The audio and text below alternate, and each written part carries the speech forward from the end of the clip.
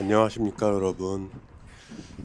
이번 주 화요일 날 비가 왔어요. 그래서 퇴근길에 바이크를 회사에다 두고 수요일 날 아침에 출근하는 영상입니다. 회사까지 10km밖에 안 되는데 가는 교통편이 꽤나 분주하죠.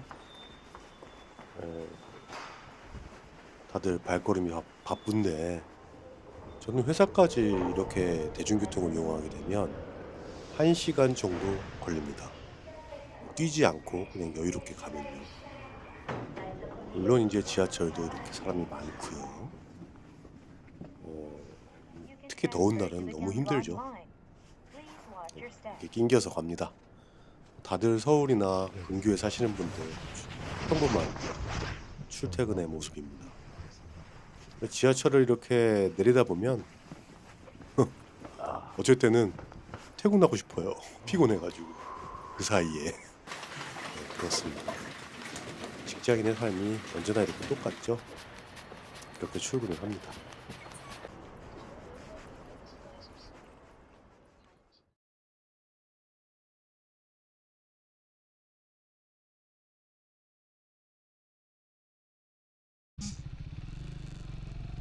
안녕하십니까 여러분. 오늘은 12월 18일 목요일입니다. 제 주변의 사람들이 저에게 항상 묻거든요. 요즘에 말입니다. 위험하지 않아? 춥지 않냐? 왜 춥고 위험하지 않겠습니까? 하지만 저는 그래도 영하 10도 이하로 내려가거나 당연히 눈이나 비가 오면 타지 않습니다. 그럼에도 불구하고 바이크로 출퇴근을 고집하는 이유는 시간을 많이 벌 수 있고요. 또한 너무 경제적이기 때문이죠. 이렇게 말씀드리면 또 어떤 분들께서는 너 그렇게 세이브한 시간 사고 나면 다 순삭된다 라고 하실 분도 계실 겁니다. 예. 하지만 제가 말씀드렸다시피 모든 거는 장점이 있고 단점이 있고요.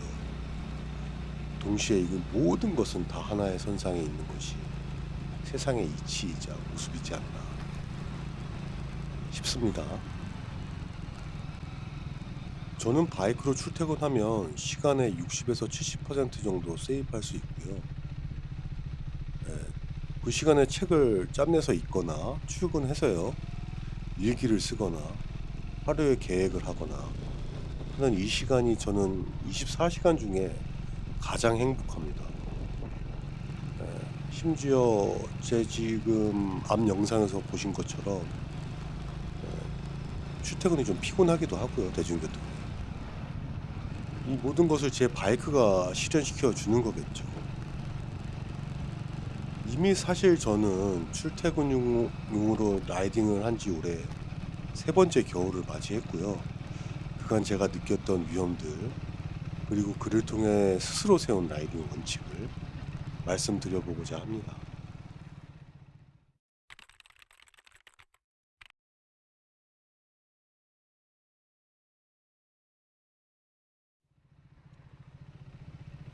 낮은 기온과 습도에 노출되어 있던 브레이크가 밤 동안 말이죠.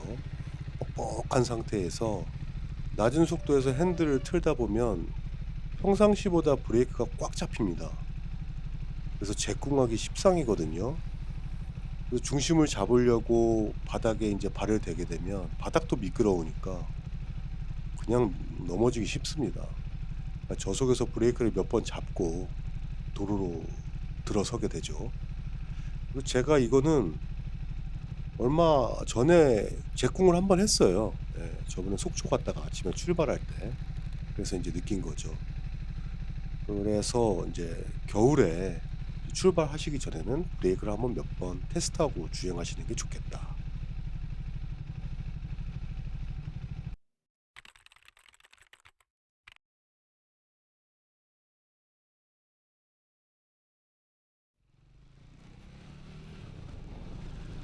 차나 바이크나 동일하지 않겠습니까? 클러치 조작을 최소화하고요. 제 바이크로는 4단까지만 사용하고 이 경우 속도가 한 50km 정도 되거든요. 이 속도를 넘지 잘 않으려고 노력합니다. 최대한 엔진 브레이크를 사용하고요. 수군길에서의 대부분은 제가 다니는 길이 대왕 판교로인데 왕복 8차선이거든요. 사실 차들이 많이 다녀서 이미 많이 미끄럽지가 않아요. 그래서 50km 정도로 차들 흐름이랑 같이 합니다. 갓길이나 좀 더 빨리 가려고 차들이 다니지 않았던 길은 절대 들어가지 않습니다.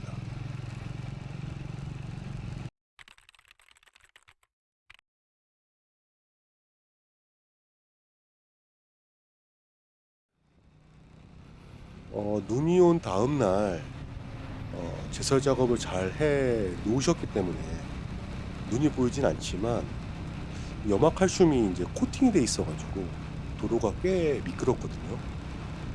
네, 제가 이제 정지해 가지고 도로를 발로 쓱쓱 문대 봤더니 꽤나 미끄럽더라고요. 그래서 저는 눈이 온 다음 날 도로가 깨끗해도 라이딩을 하지 않습니다. 네, 안 해요.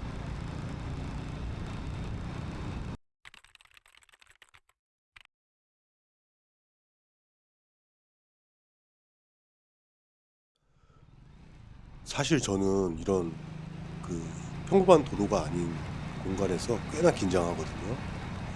그 터널의 경우에는 바닥에 습기가 많고요.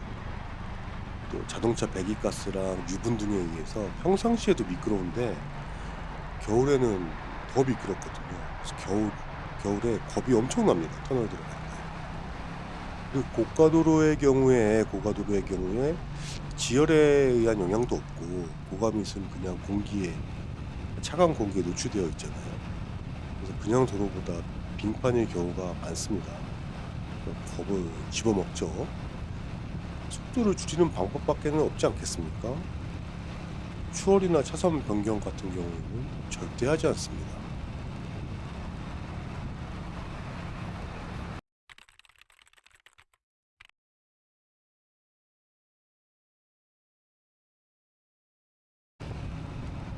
예, 이거는 제가 라이딩 할 때의 마음가짐이거든요. 특히 이제 시내에 들어섰을 때, 차들과 같이 주행할 때는 계절과 상관없이 이런 마음으로 라이딩을 합니다.